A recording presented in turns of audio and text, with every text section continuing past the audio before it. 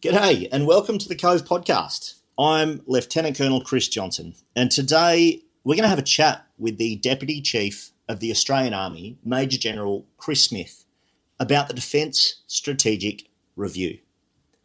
DSR was released on the 24th of April 2023, and it recommended far-reaching changes to the Australian Defence Force's strategic posture and capability in response to what it termed radically different strategic circumstances.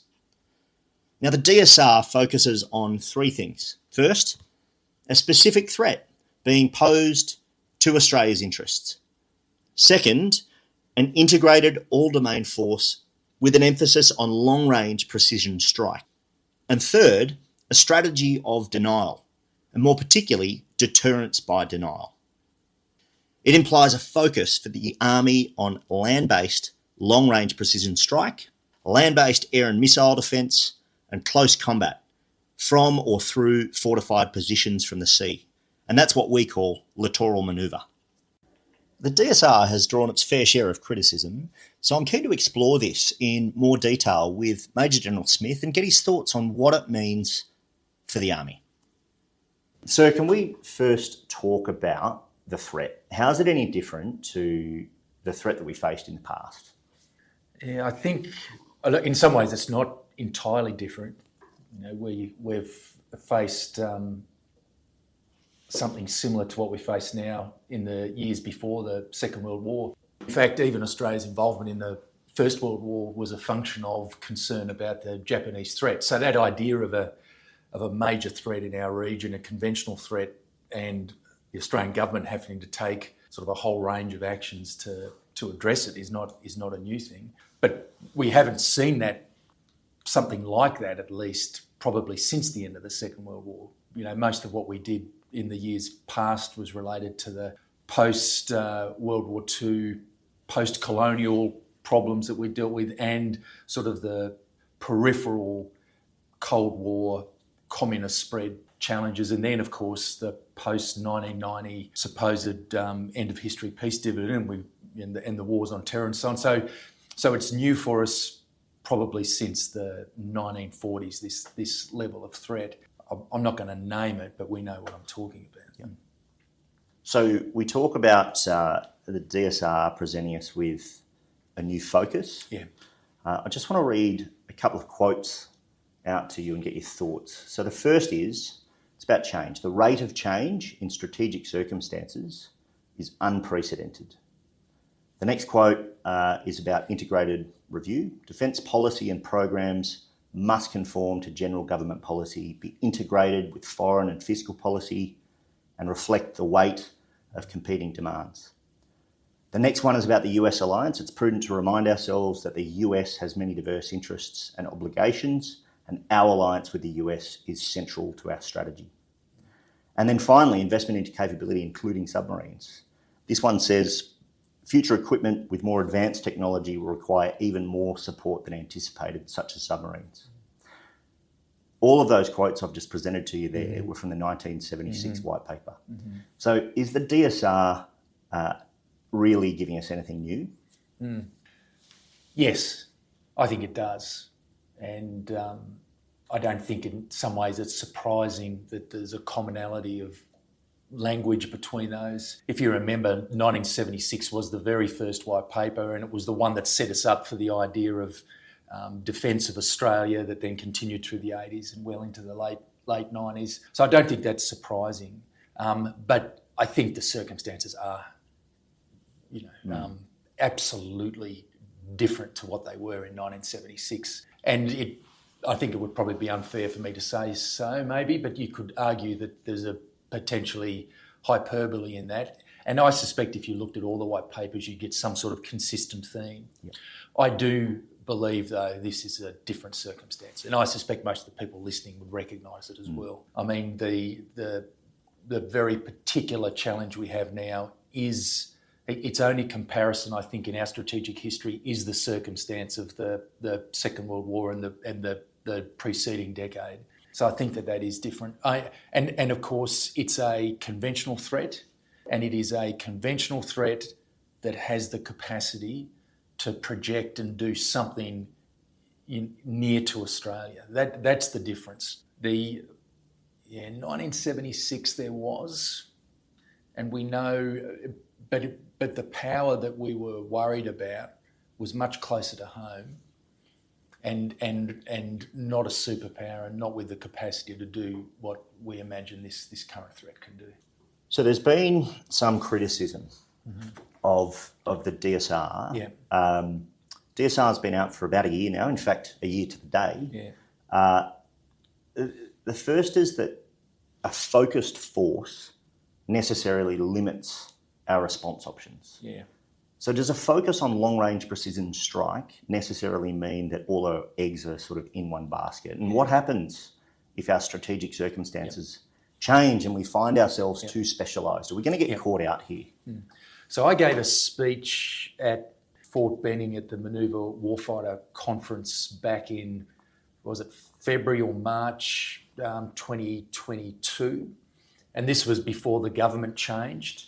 And my speech was a counter to the criticisms of the commentariat here in Canberra, and also thinking by some circles in Washington, DC, that long-running sense that the strategic problem in the Pacific and in Asia is a maritime one. And when individuals say maritime, they really mean naval, not maritime in the Julian Corbett connection between land and sea sense, but really that the problems can be solved at sea. So I challenged that logic.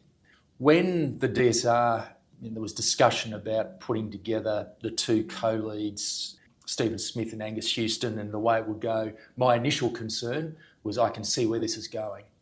And from past defence policy, I imagined that a fresh Labor government would probably take that particular approach. And I imagined that we were on a path to the old Defence of Australia defending an air-sea gap. To my surprise, I don't think it is that way. Mm-hmm. There is certainly a bias in it towards maritime strike and long-range strike, but I think that that's entirely appropriate. I think a maritime flavour for Australia's strategy is right, but not a naval one. And I think that in this one, they get the balance right. Now, of course, if I had my druthers, maybe here and there there'd be difference, and if we had more money to spend on the defence budget, you'd have. But as far as it goes, I think it's right. And I think the key element of it is that it recognised that it is not entirely a maritime problem. So when it talks about focus, the Deputy Prime Minister said this himself, the focus is on one particular threat. It's not a focus on one particular way of dealing with the threat.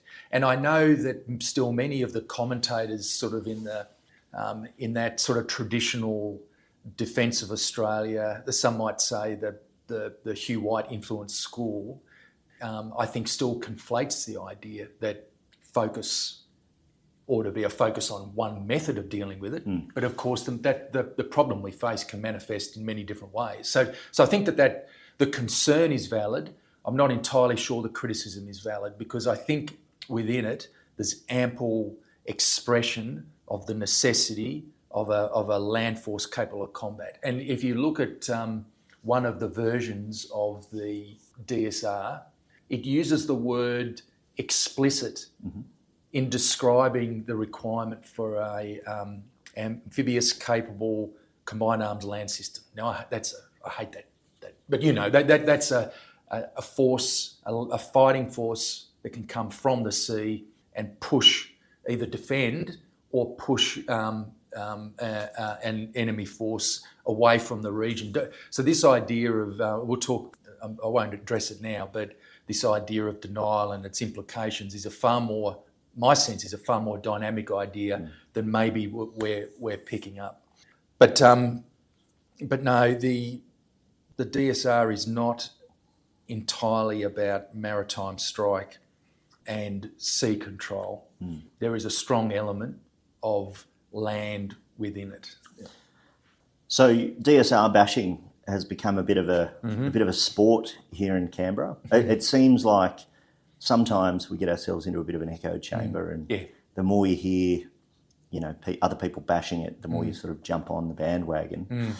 I just want to pick at that littoral piece. We talk littoral a lot. How do you see the Army executing littoral manoeuvre in the next sort of decade? Yeah.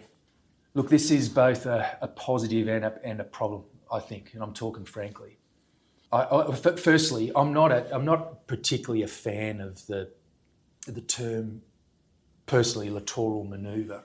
I think amphibious was the term that's always done us suitably. It means effectively the same thing. And one thing I'd like to set straight here is that where there has been some thinking inside the Army that littoral manoeuvre is different to amphib, I'd like to, people to think and reconsider that idea because they are the same thing. And if our idea is to separate them simply by size of ship or whether you're working with the Navy or not, that's a silly way to disconnect them. And in fact, we'd be forcing a wedge between what should be considered as one entire system and a simple idea of warfare. We don't need to sort of paint it to be something special. But that aside, there is and the other concern I have, so forgive me because I'm going to sort of describe what it's not before I get to what it is. Mm-hmm. I get a feeling this is an Australian or an Australian tendency or Australian Army tendency. You see it a little bit in the Marine Corps, and I think potentially it comes from being a small organisation and our tendency to try to find a silver bullet or some special asymmetry that can allow us to deal with a bigger threat. So it's not a bad thing, but I know I get the feeling, and correct me if I'm wrong here, that there's parts of the Army that imagine that littoral manoeuvre is lots of little outposts, principally of our long-range fires, all over the place out there, dispersed across, long distances, if not even different islands, and just waiting almost in ambush for the invasion fleet to come down. I do, and the Marine Corps, to be frank, has a very similar idea, and I mean they even have been doing their what do they call them? The pistol, where they fly in a C-17, roll out a HIMARS, launch off a couple of missiles, drive the HIMARS back on, the C-17 flies off. Now, there are a lot of problems with that. And if I can use the Marine Corps case as an example of the point I want to make, the US Army watching the Marines do this, just sit back and go, well, all these outposts, who's going to supply them? And how you're going to maintain in these remote outposts all of the stocks of the missiles you might go through for your launcher. And these are high tech, you just can't sort of leave them at the back of the system in the fetid jungle for, and just the dispersion makes it impossible, even for the logistics capacity of the US Army to sort of support a model of operation that's like this. Yeah. And of course, the criticism of the Marines has always been, and to be frank, the criticism of us, is that we're naive to the realities of logistics and sustainment. I think that's a problem for us, and it's particularly magnified if you're talking about having to resupply across the water. And so I'm not entirely sure that's the right idea. Moreover, it's very hard to put an air and missile defence umbrella over so many disparate launches. And I also think, I don't know this for sure, but I think we ought to do some work. But I think the value you get from dispersion doesn't require you to be dispersed that far. You can probably get the same advantage from dispersion by being separated by several hundred metres. And still, as long as you're repositioning, it still becomes a significant challenge for your enemy to reacquire a target and fix if it's going to do something about it. So I think we ought to think a little bit harder about that and actually, and that's from a defensive point of view about how we can sustain it.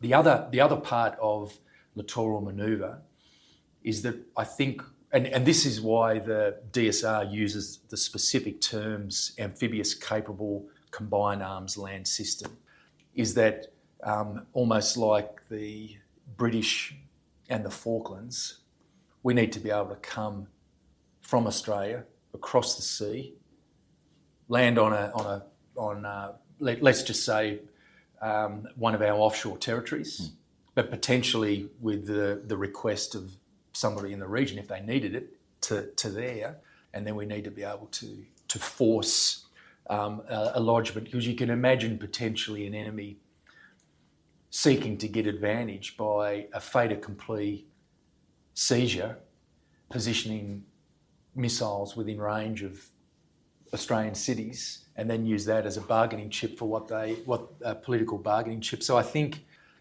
we need to be able to do that.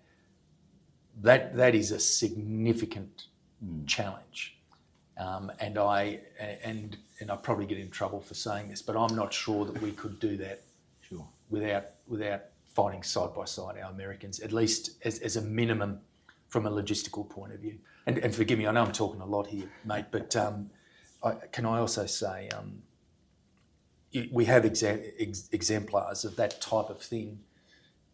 Tarawa and Tarakan, one was Marine battle, the other one was Australians with, I think, US support. Both of those islands were a similar size to Christmas Island. Yep. They both had roughly 2,000 Japanese defenders, and they both took roughly, I think, 15,000 attackers to solve the problems, to force the Japanese off. So the idea of even a small force, somewhat, and I wouldn't be surprised if those numbers, if I don't know off the top of my head, are similar even to the Argentinian occupiers. I think they might have had more, but it gives you a sense of the challenge of that problem. Of course. Yeah. So with this long-range strike, why can't the Navy do it? Why don't we look at ship-based options? What's the difference, and what's so important about land-based long-range? Well, the Navy is, of course. I mean, we're getting ships with 48 launch pods and the missiles that go with it. But the old saying attributed to Nelson. I'm not sure it's true, but a ship's a fool to fight a fort. Yep. That logic is true today, but to a different scale. Land-based missiles are hard to find.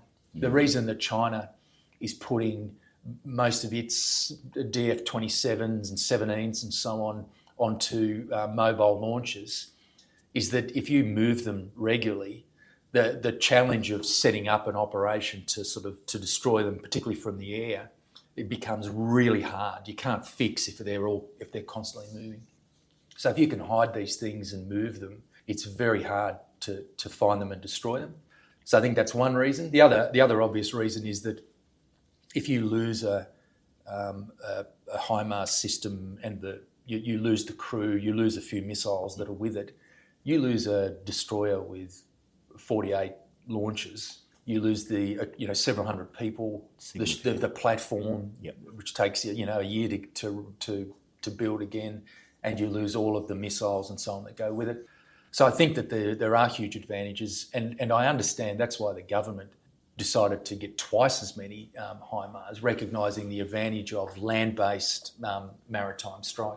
And can I just say, this is something the Army ought to be excited about, because it elevates the Army for the first time to a strategic peer of the Navy and Air Force. Now, I don't like to use the word strategic in this sense that somehow long-range strike makes you strategic, but where that is the general sense, then that's a really important thing. And so I did have one more thing to add to that. So effectively, what we can do now is sea denial from the land. So you imagine at Milne Bay, that battle was fought largely for denial through the Solomon Seas, but of course in the Second World War that was a function of air power. It was all about fighting for an airfield. Well, we can do that now purely with land-based systems. So if you take the initial attempts to force the Dardanelles and how challenging it was for a dozen or something battleships. I think the only thing that forced it, of course, was an Australian submarine. Yeah. But that sense that shore-based artillery, or in this case now very long-range missiles, can deny the sea. That's what this is about, and I think that's a significant change. And I do wonder, in fact, whether navies have quite taken on this concern and themselves adapted to its implication. I mean, the truth is what China has available to it, to control large swathes of the sea east of it and its implications purely from land-based, particularly ballistic systems, is quite extraordinary. And I think that that's a big development that this implies. Yep. Sir, I want to move now to something that's a little closer to my heart. Yeah. At the tactical level, I'm going to take the gloves off here, the decision to reduce infantry fighting vehicles all the way from 450 down to 129. Now that to me and many others seems odd. Some people are understandably really disappointed. Sure. Our army is going to have just one battalion of infantry fighting vehicles and of course a small training fleet. And that means only a tiny portion of our army is going to have the knowledge and the skills to operate these vehicles, these exceptional vehicles. What can 129 infantry fighting vehicles really do? And is this going to restrict our ability to scale quickly? So, look, if I had my druthers, of course we'd have more. When I suppose a government's prioritising all this stuff, they make some choices. So I can understand that. But I reckon we ought to think a little bit more deeply about the kind of battle we're going to go into and the tactics and so on, how we fight it. And I spoke to the School of Armour Monday last week on this matter. My challenge is, hey, I think the days of battle runs and its utility to the type of fighting that we're going to do in the places we're going to do it is way out of date. And potentially teaching us bad practices.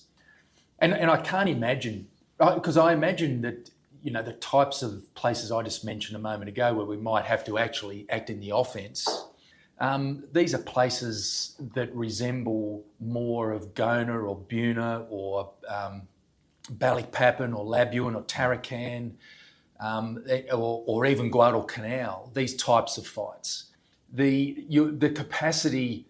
So, for example, if we're still training to do meeting engagements and then sort of from armour and then sort of lining up 2 platoons up with our armour and our sections lined up, I can't imagine that has utility in where we're fighting.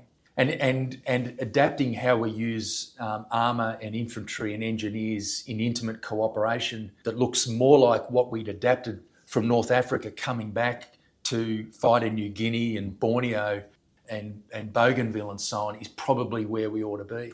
Because you might only be able to get 3 or 4 vehicles in and usefully use them in intimate support for what might be a battalion attack, for example. Or you might have to predominantly use them in fire support. And if you're fighting in urban terrain, for example, well, it's completely different again. And we might find ourselves fighting with one tank and a whole platoon of infantry, and because the circumstances demand something different. If you think like that, then maybe, and even, look, if I go a step further, I think there's big questions now about even the value of our traditional almost North Africa, France, Russian steppe, Gulf War, and Israeli wars, Arab wars, that idea even of armoured reconnaissance. I know that there's a lot of push, even from external greybeards, about getting a divisional armoured reconnaissance, but I can't see its value. I mean, we had an armoured division in the Second World War that spent all of its time here in Australia because there was just no suitability for it in the circumstances we fought through the Pacific. So even I think we ought to be asking questions about how we employ all our armour, the tactics we use, and that more particular ugly intimate support to fight through fortified positions. And I don't think, to be frank, it'll look, notwithstanding that this is being fought on the Ukrainian steppe, but now that front in the Ukraine is stabilised, the sort of tactics that both sides are using and the manner of how you use armour and how you use dismounted forces together, I think that's where the lesson is, and that's how we ought to be thinking. And I think, I don't know the answers, you can tell I'm exploring these ideas as well at the same time.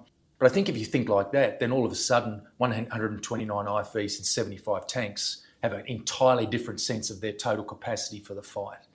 And I encourage everybody to look at it like that and then to start to think and develop the tactics for those systems.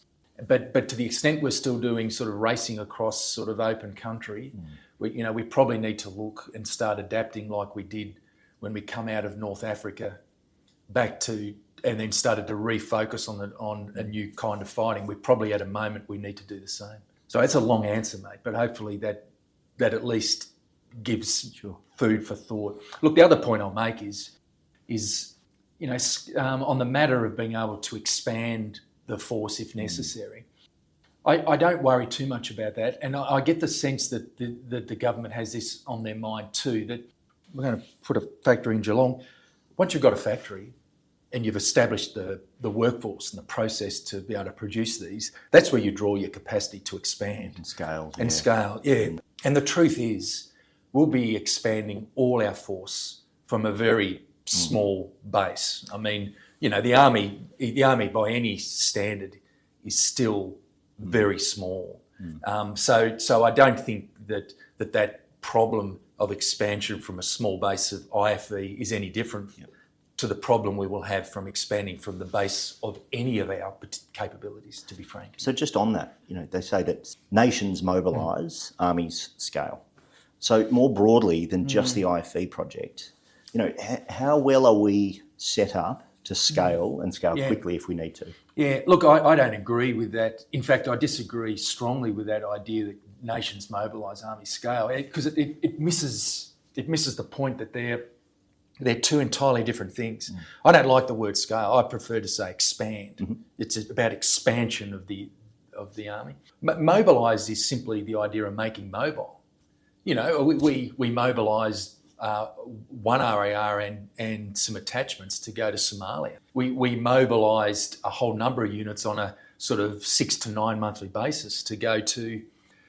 We can mobilise a rifle company to go and help restore order somewhere. So mobilise is simply that idea. We can mobilise industry. We can mobilise the labour force. We can mobilise factories. So that's a simple idea. I stress this because when we conflate the two things, we're making a mistake. I mean, to some extent, readiness you're taking a step towards mobilising. The RBG is effectively a mobilised force that just needs a trigger to go. That's the idea. And then there is a separate problem of expansion, and you can expand your army in peacetime. You can make it bigger immediately before you think a war's about to start, or during a war. So I think, if you don't mind, that's an important clarity. The capacity to expand, I think, is a function of your peacetime scale, size. And I think it's a bit like insurance. It's costly to maintain armies in peace. And Anglo-Saxon, from our English heritage, we tend to, and because of our geography, we can afford in peacetime to maintain relatively small army. But the cost, if you need to increase your army in times of war, you need to, it becomes more costly and probably takes more time because you're coming from a small base. But we've acknowledged that the strategic warning time has gone to 0. So is not now the time to expand? Are we leaving it too late? Are we going to be expanding in contact? Potentially. But that's not a simple. We can't be reductionist in that idea, because at the end of the day, the government has to spend a lot of money. It's still got to spend money on things that the country needs, and the defence budget comes at the expense of that. There are other things that we desperately need, and I think the government would say that they probably wish that somebody had invested in some of these things sooner, because no amount of money can produce some of these things at the speed that I think that we would like them. It's a function of merely pragmatic other factors. So I think on the relative merits, I don't think that it's a mistake. It's just a matter of balance. But also, I'd say this is that I don't think, while the strategic circumstance is significant, I'm not entirely sure we're expecting World War II to break out to the extent that, to the equivalent of what Japan did, and start in just some sort of massive invasion to control, what was it, the East Asian Security Zone or whatever it was called. So what we need is a force that's capable of doing what is expected in scenarios. Now, I can't talk about the scenarios here, but for what the scenarios are, it's perfectly reasonable. Moreover, there is an expectation that for certain circumstances, we're fighting side by side with at least one ally, if not others. And I don't have to, I probably don't have to say that the relationship between Australia, the United States and Japan is quite a significant and strong and defence and security related relationship. And then the fourth in that mix that's growing, much, much stronger too is the Philippines. So it's important to understand the context, that we're not doing it entirely alone. Yeah. So I wouldn't leap to the conclusion that somehow we are too small and we ought to be expanding more. It probably is sufficient to deal with the very reasonable sense of what the problems are that we might face. So let's now talk about this strategy of deterrence by denial. Firstly, can you describe it? Yeah. And secondly, how do we as an army genuinely contribute to this strategy? Is it even achievable? Yeah, this is hard. So I think most people listening know that in very simple terms, deterrence has two forms, deterrence by punishment and deterrence by denial. And punishment, of course, is that you threaten that if your adversary takes a certain action, that you'll punish them, and the pain of the punishment isn't worthy of the objective, and the adversary doesn't do it. And nuclear deterrence is entirely on that principle. The denial is the idea that, hey, look, I'm an adversary, I'm considering achieving this objective through armed force, and then looking at the disposition of my enemy, I realise, well, I might fail. And so it's more a question of, unlike the first, which is cost, this is more actually that I might not succeed. Now that language, to be frank, is a little bit fuzzier I think in the way that we're describing it in the NDS, for example, and it talks about imposed cost and hold at risk. And I think that's valid. There's an element of it, but denial is principally about you literally deny the objective. And it comes with a certain rigour. So it's not punishment, which is largely threatening and messaging and giving a sense that, hey, if you do it, I really will do what I said I would. This is really, you can't bluff your way through denial.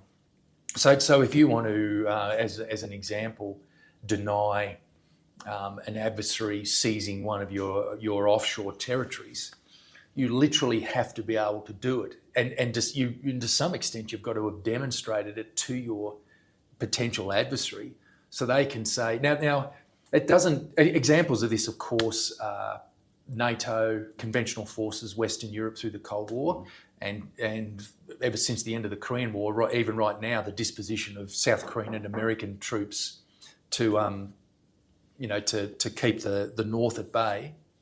But of course, in our case, the things that we're intending to deny and the enormous scope of that, even the enormous size of our continent, but the small force that we're able to create given population and other factors, I think ours has to be a more reactive sense of this, to say, look, if you do it, we can get there in time. Or even if you do attempt to do something, we can still deal with it and force you off. And that sort of goes back to the point I was making before, that I think our idea of denial, I think this needs to be explored I mean, there needs to be some thinking and debate. It needs to be more active. Does that make sense? It does, but how do we know that we're succeeding? Isn't the measure of success just the absence of failure? Right now, we seem to be denying really well. No. This is true, mate. But I think I think we could tell the difference between, if you're doing nothing, then of course you would have to conclude that your adversary just never intended to do something. I don't think that's an adequate answer. But so I think you would do something. The truth is that unless you, through some means of intelligent or some public comment, that your adversary has never actually intended to do something that you thought they might, well then you know it's a bit like the prisoner dilemma. You know what I mean? You might not know. But you just don't. You can't leave your guard down entirely. This is going to be a challenge. I think, to be frank, I think both some of the discussion around in the US about their integrated deterrence idea, and even now that we've got deterrence by denial, I think we need academia and theorists, and even internally, I think we now need to have start a robust conversation about the rigour and discipline of what that means, and actually start to see to carry out some things to make it work. Otherwise, we're at risk of we talk about it, but not to have any consequence. Yeah. All right, so we're coming to the end of the podcast. Yep. We're 1 year to the day in since the DSR was released. Are we better off now than we were a year ago? Yeah, I think we are. And because we have a set path, I think the criticism that people have that, hey, look, some of this stuff we may not have arrived before something starts in the region that might require force, that's valid. But it's almost, so what? At least the government has now made some clear decisions. We have a path. We know what we need to do. We know what we're getting. Some of the stuff we're getting faster than we expected, and the Army's certainly a beneficiary of that. So I think we are certainly better off. We're certainly better off in our thinking and our clarity. Yep. Final one. Do you think we're going to be fighting in the next 5 years? I have no idea, Chris. But I can tell you this: we ought to be prepared to be fighting in the next 5 or 6 years. We ought to have that in our mindset. We ought to be ready to fight. We ought to have the will to fight. We ought to be training as if we're going to fight next week. Yeah. And we ought to train as if some of this stuff we've been talking about doesn't come, and we may have to fight with what we've got. And as we're seeing in the Ukraine, you can fight, on this modern battlefield with other stuff. I could go through a whole other discussion on high tech and so on, but we need to be able to, as if we could possibly fight very, very soon. That ought to be our attitude. Got it. So thanks very much for your time. Really do appreciate it. Perhaps that's another podcast for us, talking about future war. I'd love to do one, mate. Yeah, let's do that. Yep. Great. Thanks for your time, sir. Thank you.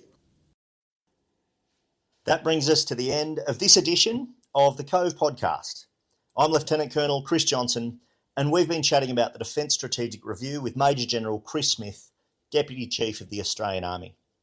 Don't forget to subscribe to the podcast and come take a look at more content on our website, cove.army.gov.au, or look for us on Instagram, Facebook, LinkedIn, YouTube, and X. We'll see you next time.